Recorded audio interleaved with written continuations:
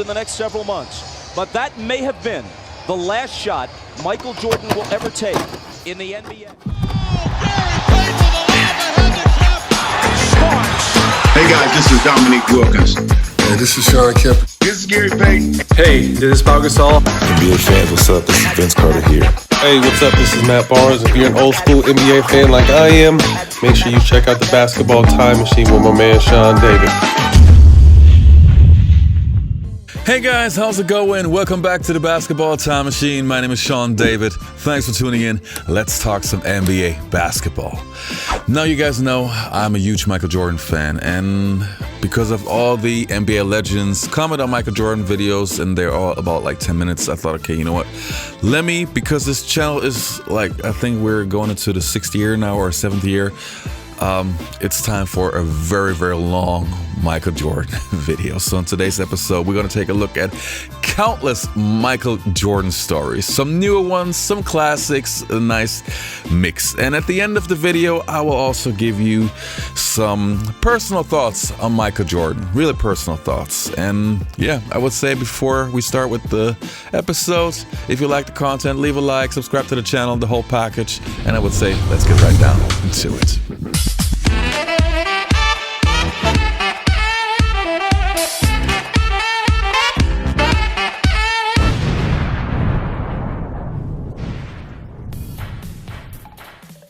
Now, if you're a 90s NBA fan, obviously you know Dan Patrick, and he has his own show, The Dan Patrick Show, and it's so funny, like every time he has a legend on the show from the 80s or 90s, he always asks them about Michael Jordan stories, and thankfully so, because he's a big contribution to all the material that I was able to get over the past couple of years. So let's take a look at some Dan Patrick stories. Did you have a rivalry with Jordan when it came to scoring? I know there was the slam dunk contest, but did you feel like you were every bit as good, if not better, than Jordan? Oh, man, we had plenty of rivalries. You know, Michael, all the guys I played against, probably the most fun guy to play against is Michael Jordan, man. Because he raised your level of play, intensity. Wait, and so fun? I've never heard somebody describe playing against Jordan as fun, Nick. It was fun. What I mean by that is that I was excited to play against him. So it was fun to go against a great player. Like, of course, the competitive level was a whole different level because we were very competitive. We wanted to kick each other's butt. There's no question about that. And so we had some fierce games that we played against each other throughout our career.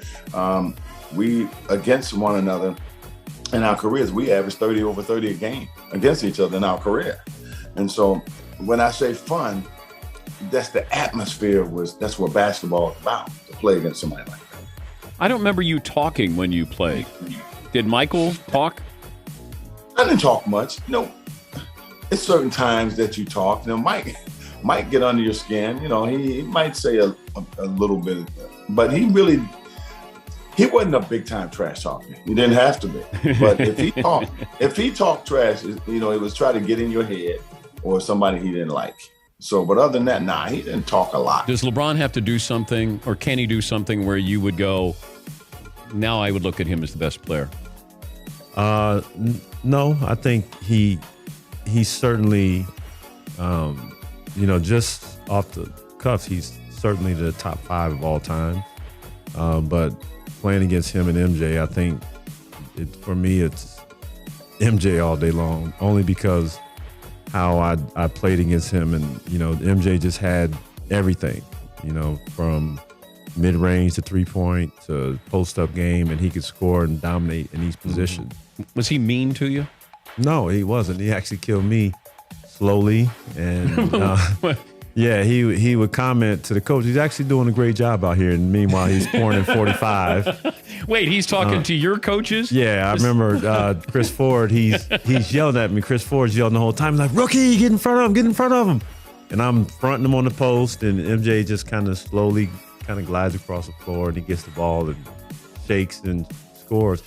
And I did everything the game plan said, and then there's a break in action. We're sitting there, and you know, Chris Ford is just down there just hammering me, and MJ was like, he's doing a great job, coach. He's actually doing a great job. Meanwhile, he's got 45 on the books. So I was like, yeah.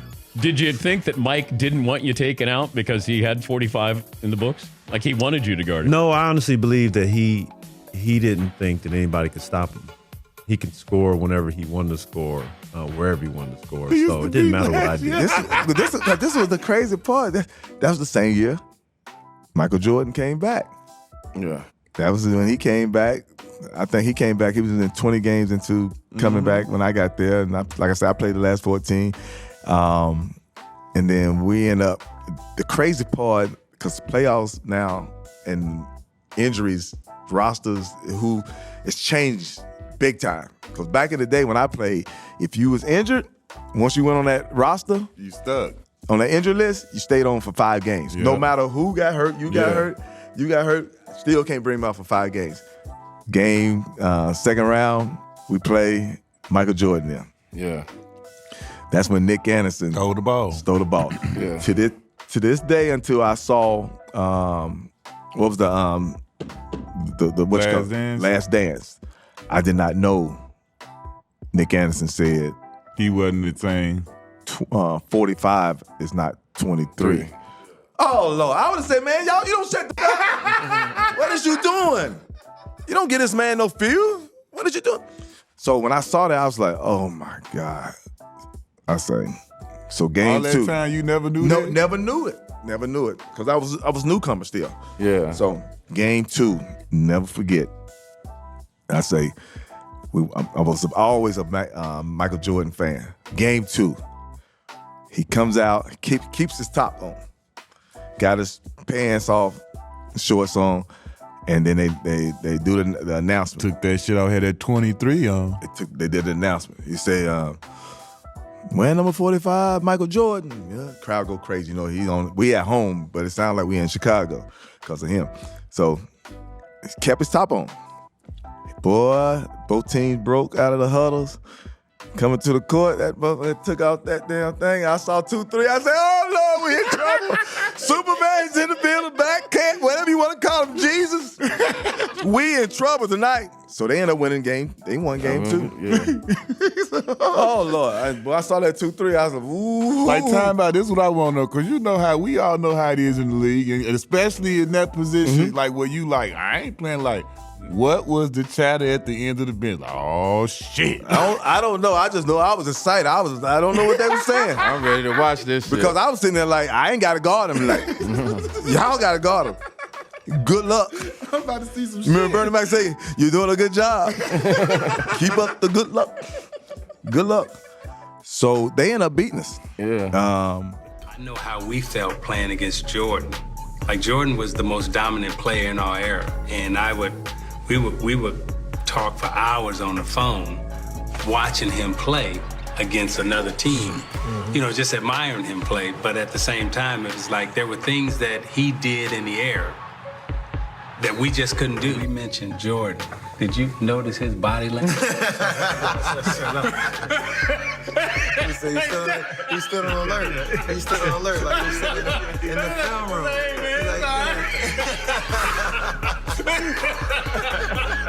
How was it like playing against MJ your rookie year? Shaking in my boots. First time. shaking in the first time I had to guard. I'm like, yo, man, first of all, let me go back. 1997, MJ them in the playoffs. I think they played against the Hawks, right? I'm at the game, playoff game. Bro, I got an opportunity to go in the back by the locker room after the game. So I'm standing back there. I'm 17 years old, kid. I've never been around NBA players like this, or even, you know, I've never been around somebody like MJ. So I'm standing back there, kid, and Pip comes out. All these players start coming out. Mike comes around that corner. Bruh, I ain't gonna lie to you. The man had a glow, bro. I swear, Mike, dog, that shit is real. I believe it. That shit is real. I got a question. This young generation thinks a certain way. Who is your GOAT basketball? Here we go. You know, it's funny that everybody asks that question. And to me, I think Michael Jordan is the best in my era. The way that he played, everything that he brought to the table, not to take anything away from LeBron or Kobe. LeBron is great, but Michael was a killer from day one. He was an assassin from day one. I thought that LeBron had to learn how to be an assassin. He was great now. Like, if if you ask me who would I want to play with, I'm gonna say LeBron Because you want to score. Yeah, I You want to score. I want to score. LeBron is a lot like Magic. He's a facilitator. He knows how to get people the ball, and he became a scorer as he got older. But he's great. But I'm gonna say Michael. Got a Michael Jordan story for me before we say goodbye? Yes. During our time with the Knicks, there was no layup rule. And every time someone went to the basket, there was going to be a challenge in some form or fashion, whether it was standing in front of a guy or going to try to meet him. And so Michael Jordan this time was going to the basket, and I decided that, hey, it may be a good idea to try to go over and block his shot again. Unfortunately, that time I got put on a poster and with the fat lip. And then I always ask how many people have that story. So I'm just grateful to have great Michael Jordan stories because that meant that I was there in the building. So you got a fat lip and he dunked on you? Yes, he did. But you know what? Michael doesn't have a Heisman, Charlie. That is true. Yeah. This is how cold MJ is. I'm giving y'all, I've never said this. One dude, this got word around, MJ, we all hanging out afterwards.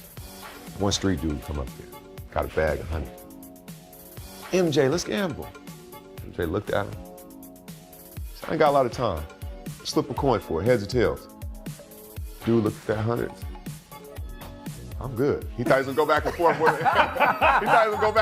him. MJ ain't got time for that. 100 racks? He looked and said, let's flip a coin for it, heads or tails. Which one you call it? Right. Dude looked at that money like you could tell he had all the hood's money. He was like, man, I can't do this. I have no flip. He looked. But when you look at Jordan up close, when you're watching him with the Dream Team, it felt like that was the coming out party where Larry and Magic had already passed the baton to Mike, and he was the best player in the game and dominating probably those pickup games. What was your first impression when you see Jordan or you're trying to guard him? My first impression of Jordan and my lasting impression of Jordan is how much effort he put forth on the defensive end. People don't talk about that enough. You get on Facebook and it shows his dunks and his offensive plays, but you got to remember, I think he was first team, all defensive team, 8, 10, 12 years? I mean, people don't stress that enough. And Michael Jordan was the greatest defender also. And look at the effort Kobe Bryant put forth on the defensive end. And that's where the differences are made. The small little things in the game that make a huge difference. Playing defense hard, playing defense the right way. Amazing defender. Right. And Jordan had 40. Right. So I'm like, what the hell is going on? Right. So you hear a lot of people say, well, Mike would average 40, Mike would average 50. In today's game, with the rules the way they are, you played in both eras. How many points do you think Jordan would literally average per game? Today. Shoot. More than James Harden. James Harden had a season he averaged 36. More than that. For sure. Really? For sure. And I was at the Jordan era. Yeah. I was in the LeBron, Kobe. Yeah. Dunking. And I was at the tail end. Right. You know what I'm saying? Yeah. And I played with these guys. Right. I've seen all the three-point balls go Right. up. Jordan, no way. Jordan averaged 50. You believe Jordan would average 50? If he wanted to. Right. James Harden wants to average 50. He just can't. Right. He got 38. Right. Amazing. Right. If Jordan wants to average 50, if he was playing his era, I think he averages 50. It was funny, I was talking to James Worthy, not the name drop on you, Scott, That's all right. but I was talking the name of James Worthy, and he was like, can you believe skinny little Michael is Michael Jordan? And I was like, yeah, because I'd been around since 1982. And to see him become what everybody models themselves after. And I'd gone years of saying, he was the best in the 90s, Dr. J, Oscar Robertson. I just had to admit it. I'm not going to get to do this again. He was the greatest basketball player in the NBA history. Mentality of Kobe versus Michael Jordan in practice at the Olympics. Is there a discrepancy? Like, is there similarities that they sort of attacked when they came in, that practice was a game to them?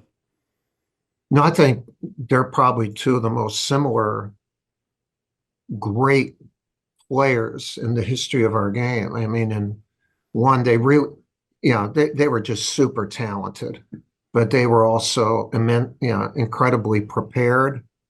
And I don't think anybody was any more competitive than those two guys. So they were that all the time. That was their personality. And when they were on the court and it meant something in practice or in a game, they were all business. They wanted to be great, not good. The crazy thing is, if you compare Michael Jordan to LeBron James and you hear NBA legends talking about LeBron and you hear NBA legends talking about Jordan, even if you're not a Michael Jordan fan, and this is just my personal opinion, but the fear that people mention when they talk about Michael Jordan, I never heard that of any legend talking about LeBron James. They all say that he's great, he's super smart and all this kind of things, which I totally give him. But nobody was afraid of LeBron. You have the feeling that people were calling in sick when they had to play against MJ. And I actually know from some players that I spoke to that this was actually a real thing. Some players did that, just like Ronnie Cycli had the Shakitis virus, so to speak. Anyway, that is always something that I always found very interesting, the fear factor about Michael Jordan. But hey, let's listen to more stories. How effective would Jordan's mid-range game be in this era of basketball? Jordan's mid-range in this era? Man, let me tell you something. Players always make the adjustment. He averaged 30, 32, 35. Man, come on. Jordan would average more points. And in an era where we shot more threes, who can forget that memorable finals game when Jordan made, 5, 6, 7 threes against the Trailblazers and gave them this? I mean, people act like Jordan couldn't shoot threes. He would destroy the league now. I mean, he would be setting all-time records. There'll probably be a season he averaged 40 in this era, especially the way he got to the line. His mid-range will be most effective. One game that, ironically, this may sound a little bit odd, but it's probably more than any other game. That's the game I look forward to the most. Because you knew that night you had to be at your absolute best. And so if there's something, anything, a matchup or whatever, that's gonna bring out the best in you, if you're a true competitor, that's what you really want.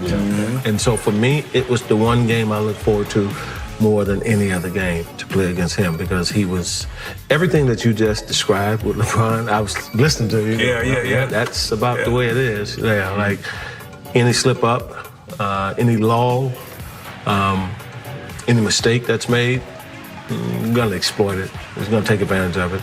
So you had to be so keenly locked in, game plan, here's what we're doing, here's where I need to be.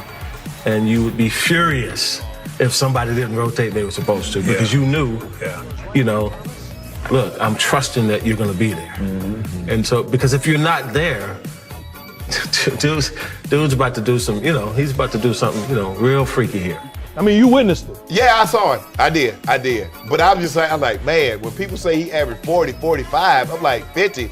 I'm like, man, do y'all know how many points that is? Yeah, winner takes ball. Winner take out. Winner takes ball. Okay, no, that one. So why would it never happen? Because Michael Jordan was all defensive first team 9 times. Okay. LeBron James was 5 times. Okay. Michael Jordan led the league. I'm gonna answer your question. Okay. So Michael Jordan led the league in scoring 10 times. Okay. 10. LeBron James led the league in scoring once. Okay. So I'm talking about a guy who's been the best offensive player and the best defensive player. So it'll be Magic and the Lakers, Michael and the Bulls. It is a marquee get-together. Michael against Magic. This is my first time to the finals. Hopefully we can win, but it's going to be challenging. There's Jordan over Scott. The look away to Livingston. Jordan. Oh, a spectacular move by Michael Jordan. That's 13 consecutive field goals. The tongue is out. Something bad about to happen to the Lakers. Let me change up and entertain a little bit right now. Woo! We're down to 2 minutes left in overtime. The spin by Jordan and hits on the reverse. Chicago Bulls have returned the favor, beating the Lakers at the Forum. Jordan. Yes, it counts. It's too late under the basket with Jordan attacking the way he does. Coming up on 2 minutes remaining in this first quarter. Jordan off the steal. Final seconds. Magic's three-point attempt blocked. Pippen comes away with it. And the Chicago Bulls have won their first ever NBA championship. And Michael Jordan has answered a couple of questions. There have been doubters over the years whether a team led by Jordan could win a championship. Anyone who ever questioned whether Michael Jordan was willing to give up and sacrifice for a championship was completely wrong. Portland and Chicago. They were the favorites in November, and now they meet in June. For the Bulls, back-to-back titles would certify their greatness and earn them a place in the NBA's pantheon of all-time best teams. The Bulls only 2 of 11 from the field. Jordan again from three-point land. Shot clock down to 5. Here's Pippen setting up Jordan wide open for another three. Blazers get back. Pippen back for Jordan again for 3. Jordan for 3. That's his 4th three-point field goal. Jordan for 3. Yes! That is an NBA Finals record. 5 three-pointers in a half. The steal by Pippen. And Jordan. 32 for Jordan. Here's Jordan for 3. Yes! Did you see that look? Michael indicating he can't believe it. And just let us know that, hey, I'm feeling it. I'm feeling good. It's my game. I love it. I love it. Here's Kelsey for 3. Paxson with the rebound. Tide running down. The Chicago Bulls have won the NBA championship for the 2nd straight season. Welcome to the NBA Finals. In the case of the Chicago Bulls, it's welcome back for the 3rd year in a row. They seek, as you know, to become only the 3rd team to win 3 NBA championships in succession. Chambers blocked from behind by Jordan. Bulls have hit 6 of the last. Pass. Jordan for Grant. Michael with eyes all over the place sees the entire floor. Well, he certainly elevates his game here as he finishes with the right hand. Grant with the block. Jordan around Marley. Jordan all the way. Yes. He's going to dunk on 2 guys. You got to get to Michael sooner. You know he's going to take off from there, elevate, and keep flying to the front of the rim.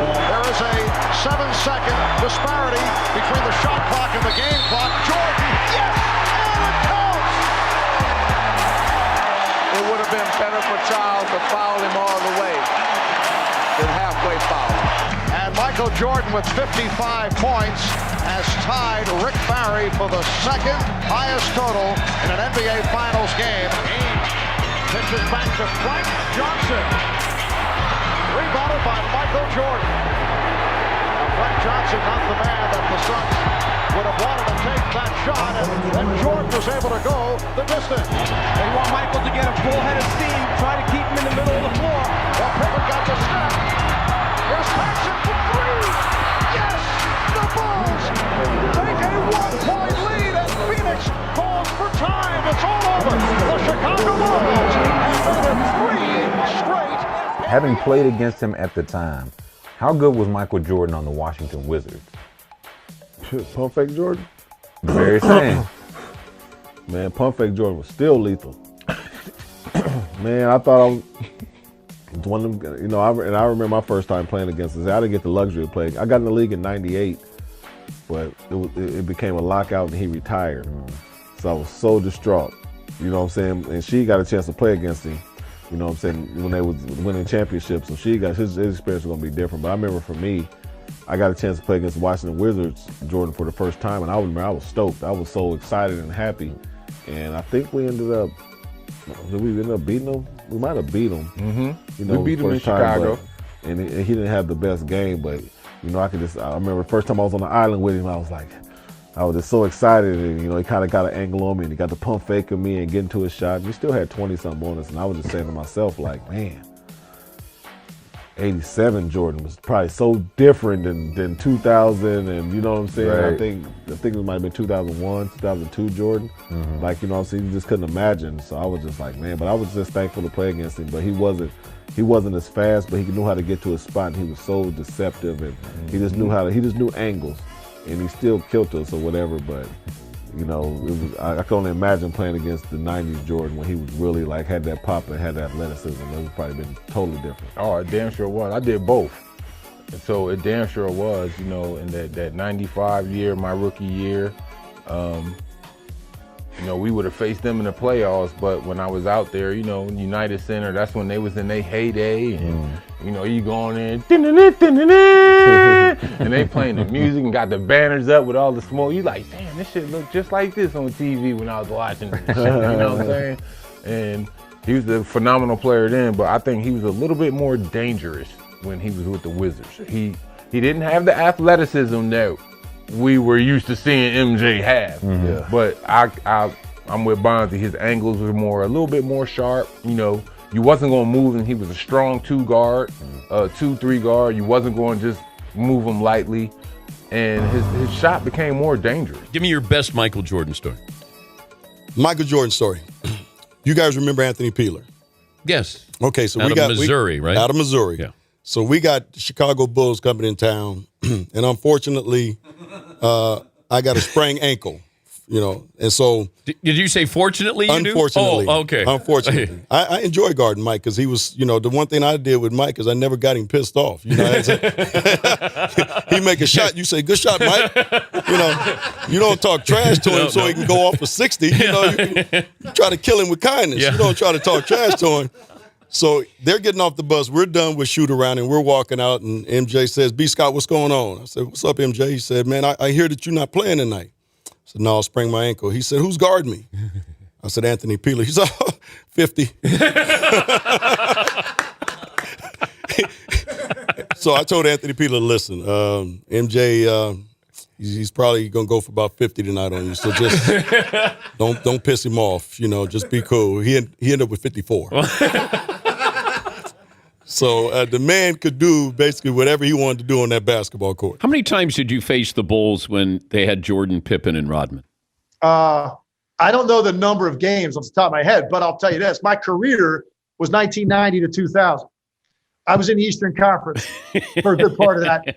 They won 6 titles during that time. I saw more than my share of those guys. And to this day, one of the most, intimidating things you faced as a player, they were the only team I ever played against in the NBA that pressed after free throws and got away with it.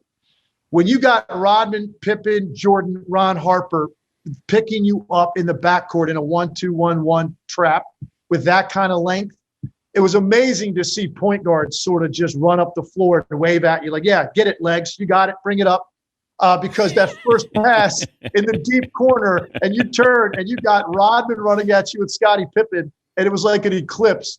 So, yeah, I saw more than my share. And to this day, that's the greatest defensive team, that I ever played against. But I think it's the best defensive team I've ever seen to this day, were those mid-'90s Bulls teams. But the best defender out of that group was who? Scotty Pippen. I think Scotty Pippen is the best defensive player, maybe outside of Bill Russell. And again, a guy I didn't see play, but obviously different roles.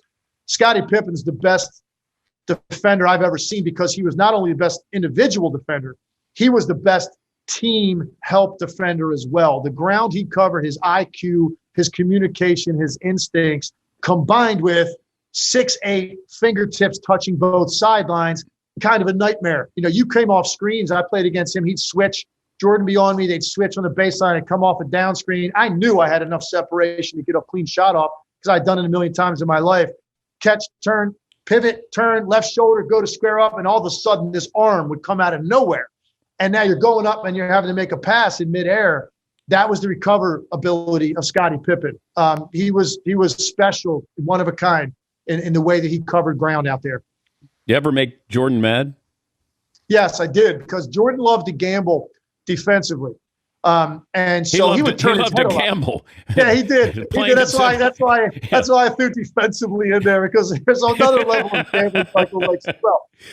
But he was the kind of guy that, he'd be guarding me, and obviously I wasn't going to do a ton off the dribble against a guy like that. So he knew kind of I was going to spot up and wait. He loved to turn his head, and he loved to rake down in the post, try to go get Chris Webber, Juwan Howard, Rasheed Wallace, get those guys from behind when they'd make a move to the middle. I would relocate. Ball would come out, get some space. So, yes, I remember a game which I hit a couple of threes because he turned his head and left me. And I remember after the second or third one, running down the court and Michael saying to me on the way down the court, well, that's it for you. I'm not leaving you again. And it was pretty much like the equivalent of, I guess, the water company shutting your main off. Like your water is shut off. I've ever seen. I believe he's the best player I'll ever see. I believe he'll be the best player a million years from now. I really believe that. I believe he is the best ever. Start with Michael Jordan. I mean, obviously, look, he's going to have some success against everybody. But as we watch some highlights here, take us through what's the approach? What are you trying to do? What are you thinking about with Michael Jordan across the way? Well, first of all, I'm really nervous about these highlights because those are the three of the best players in the history of the game. But Michael Jordan, I did guard him a little bit when I was in Detroit. And, of course, I guarded Scotty a lot. But he was so efficient, was able to get what he wanted. And he did most of his domination was in that mid-post area. Oh, watch out, you here. He got the shot that he wanted, whether it was from mid-range. Can we show some misses? I mean, look like Mike was working you over in them highlights. They didn't get me. I got him on the other end, you know what I'm saying? But Michael was so great. And what I loved about Michael, he just was efficient. He got the shot he wanted. Whatever you threw at him, he had a counter. He really didn't have a weakness in the mid-post and in the mid-range. I really like Michael Jordan, and he and I are friendly. And he never changes. He just doesn't change. He's the same guy all the time. And I still see him every once in a while. And this guy has done more spectacular things than any basketball player I've ever seen. I agree. I mean, that's Jerry. That is saying a lot. I agree. Consider I've ever seen. You've seen a lot. I know. I mean, just to go, like I said, we've worked backwards, obviously, from where he is now to where you were as a player. That speaks volumes. Especially, I mean, number of years with the Lakers, player, visor. I mean, you know, Terrell, the thing that people don't realize is some of the stuff he could do. He was the best defensive. When did you know that Michael Jordan was better than you? Well, I was, in his documentary, I say that, I was better than Michael Jordan for about 3 weeks. It took about 3 weeks for him to, because he always thought out the best, whether it was backgammon, chess, cards. He wanted to know who the best was. So I saw him, come in. And one of the things I think is missing is that you don't have these college coaches anymore that are ripping your egos away immediately. You're going to be a part of this team. And Michael bought into that. And with his talent, Coach Smith just elevated. I tease him a lot, though. He couldn't win another one without me. But I knew he was because he was a late bloomer, Dan. He really had a lot of talent, and then it just surged as he kept growing and getting older in the NBA. But that's tough because you're the college player of the year, right? Yeah. Along with Ralph Sampson. Yeah. Yeah. Mm-hmm. So all of a sudden Mike comes in and you go, okay. And then all of a sudden you go, damn. Okay. Yeah. I knew he saved us. I knew it was right around the ACC tournament. He started to really, make himself known against Virginia and some of those guys, Lee Raker and Jeff Lamb, those guys. Michael hit some big shots, okay? You go back and look at that game. When you look at the Georgetown game, we were kind of, losing a little bit. He hit a big left-hand shot over Ewan, one from the corner. And then, of course, the big shot he hit in Georgetown. I had to be the decoy, of course. That's why he was wide open. But yeah, I knew he had it, man. The Bulls are on the verge not just of a championship, but of the completion of one of the golden seasons in the history of American team sports. But they haven't been able to capitalize on that, and Gary Payton has struggled offensively. Oh, Michael Jordan with the high arcing jump shot. Jordan, yes. Inside, outside, everywhere. He is really feeling it right now like nobody can cover him. Off the mark, badly missed. Rebound Robin, streaking out Jordan. Goes to the hole, tap on his backside. Jordan climbs into the air and jams it down with the right hand. Rebounded by Rodman. Jordan behind the back to beat Gronkowski, and that goes right at Wingate. What a move by Michael Jordan. Able in midair to collect himself, go behind his back. A spectacular Michael Jordan play. Jordan. 7-year-old Jeffrey Jordan holding up the Happy Father's Day Dad sign. We're in the final second. The Chicago Bulls have won the 96 NBA championship. An emotional moment for Michael Jordan. I would think there is a tie-in with his late dad on this Father's Day. I can't even put it in words on Father's Day what it means to me. I know he's watching. To my wife and to my kids and to my mother, my brothers and sisters. This is for Daddy. I'm very happy for him. The motivation that I have is that we've been to the finals 4 times and we're 4 straight. This is the 5th time we're going to make it 5 out of 5. We're down to 5. Jordan putting moves on Russell. We're down to 2. Now to 1. Here's Jordan. Yes! It is all over. The Chicago Bulls have won at the buzzer in Game 1 of the best of 7 on the jump shot by Michael Jordan. At 3:30 this morning, Michael Jordan woke up with flu-like symptoms. I talked to him, I said, how do you feel? He said, I really feel horrible. His history in games where he's either been hurt or sick has been bad news for the opponent. And the steal by Jordan. Putting behind the back on Russell. He turned it around and fed it to Pippen. Home by Jordan. What a play by Michael Jordan. Getting out and flying. Jordan fires for yes. And he's tied the game. And you can see how exhausted Michael Jordan is. He won't even take the Gatorade. He doesn't want to waste any energy. No high fives, no lifting water to his mouth. He is exhausted. Pippen backing Hornacek. There's Jordan from yes! Michael Jordan from straight away. A courageous, classic performance by the flu-ridden Michael Jordan. A performance that I think will go down as one of the greatest of his career because of the situation. It is Michael Jordan time. Checks the clock. 5 on the 24. Here's Jordan. Did not have the shot.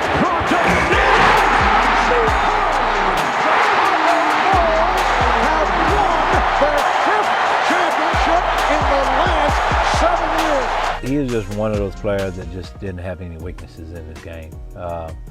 You know, when he first probably came in the league, you know, everybody's talking about he wasn't a good outside shooter. He became a good outside shooter. Everybody talked about he couldn't shoot the 3-point shot. He became a decent 3-point shooter. You know, down low, didn't have a post-up game, developed a post-up game. They say he wasn't truly a good ball handler. Yeah. Became a good ball handler. Defensively, he was just incredible on that end of the court. And so, but he's probably, I think what separated him from everybody is that his mind. You know what I mean? He was probably one of the most, I want to say, well, not brilliant, but probably one of the most intellectual basketball players that I didn't play against. You know, he's always thinking the game. He's always thinking ahead, and you could just see. And his mind is always working. You know what I mean? And I would say this: he probably was the best fundamentally sound superstar that I didn't played against. You know, from the standpoint of he didn't do a lot. He just got the spots on the court. You know what I mean? It's just like a surgeon. He just get over here. I want to get a shot there. I'm pump fake you, take 1 or 2 dribbles, I'm gonna get to that spot. Right. You know what I mean? And so you never see him, hardly see him take a bad shot. And Smitty can attest to this. We had to guard him, 35 to 40 minutes a game. And he was the Shaq of shooting guards because there's no way you were going to move him off the post. He was cat quick, and on top of that, he was going to embarrass you in front of your family and friends. So having said all that, if I'm starting a franchise, not only do I want to put people in the seats, because Michael will do that, but his skill level was so far ahead of everyone else, I'm going with MJ. You just mentioned MJ, and MJ has, often called you like one of the toughest shooting guards he had to defend. Right. What was it like going against MJ? First time seeing, I watched him in college, but I was in JUCO at the time, but first time actually seeing him live in front of you, he was cat quick. And really? Yeah. At that size? He was cat quick, and he had the ability to take one dribble and you try to get there, and he was in the air already. So, you had to do a lot of freaking film work on him because he had every move. Right. And he can get by you with one step, and once he get by you, he's taking flight. But one thing, he he was gonna come at you each and every night. Every night. And Kobe had that same thing that, and I think all the great ones have it, that they're thirsty to score. Like, it's like, I gotta get it. I gotta get that bucket. And the defenders be like, God damn, this dude is crazy. You know what I mean? Like, you gotta have that mentality. There's been a lot of debate about, who's the greatest of all time. Obviously, a lot of people, they just overlook what Kobe has done. And, obviously, LeBron is great in his own right. Do you consider MJ the GOAT? Of course. Absolutely. Of course, yeah.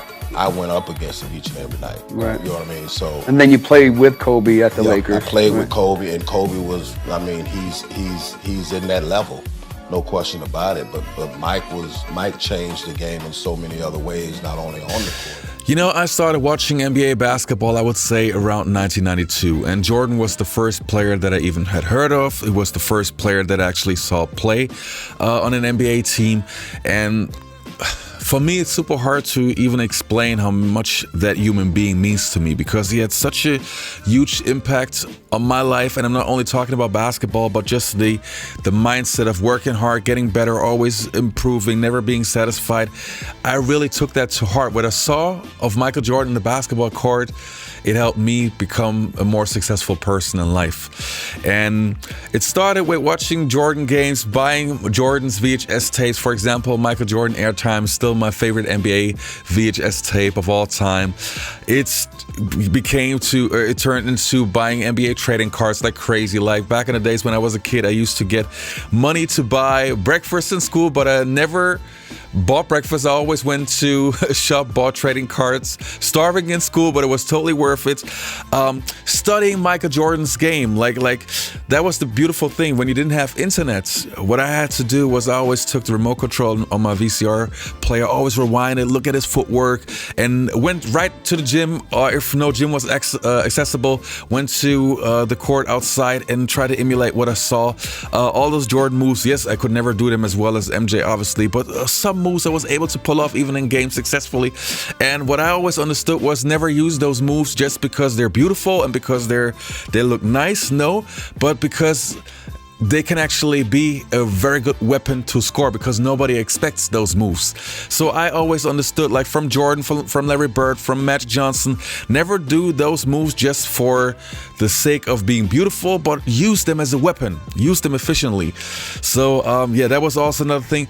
Then another thing which I owe to Jordan for my entire life is all the beautiful childhood memories, like the beautiful feeling that I always had in my heart when I knew, you could see a Chicago Bulls game, you could see Jordan play, and the finals. I was so much, and that's also the reason why probably I have this channel. Probably because I played basketball for my entire youth. Probably because I fell in love with everything that the NBA stood for back in the days. So Jordan not only was my guy, is my guy, and will always be my guy. And that's why you see so many Jordan episodes.